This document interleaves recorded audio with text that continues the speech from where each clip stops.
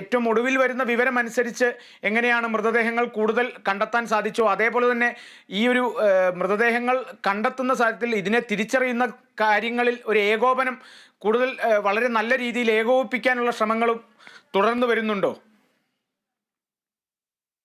കാളിദാസ്, തിരച്ചിൽ ഓരോ മണിക്കൂർ പിന്നിടുന്തോറും മൃതദേഹങ്ങൾ കണ്ടെടുക്കുന്നുണ്ട്. പക്ഷേ ഈ മൃതദേഹങ്ങളിൽ പലതും ഒന്നാകെ മൂടിക്കിടക്കുന്ന ഒരു വീടിനുള്ളിൽ നിന്നാണ് ഈ മൃതദേഹങ്ങൾ കണ്ടെടുക്കുന്നത് എന്ന് പറയുമ്പോൾ തന്നെ ഒരു കുടുംബം ഒന്നാകെ ആ അപകടത്തിൽ പെട്ടിട്ടുണ്ട് എന്നുള്ള കാര്യം വ്യക്തമാണ്.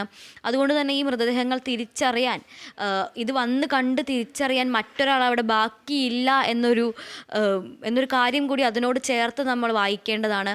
ഇപ്പോൾ നേരത്തെ നമ്മൾ സൂചിപ്പിച്ചതുപോലെ ഒരു വീടിനുള്ളിൽ ഒരുമിച്ച് മരിച്ചു കിടക്കുന്നത് 4 പേരാണ്. അവരെ മറ്റൊരാൾ വന്ന് തിരിച്ചറിയാൻ അവരുടെ കുടുംബത്തിലെ ആരും തന്നെ ബാക്കിയില്ല എന്ന ദുഃഖകരമായ ഒരു സത്യം അതിനോടൊപ്പം തന്നെ നമ്മൾ ചേർത്ത് വെക്കേണ്ടതാണ്.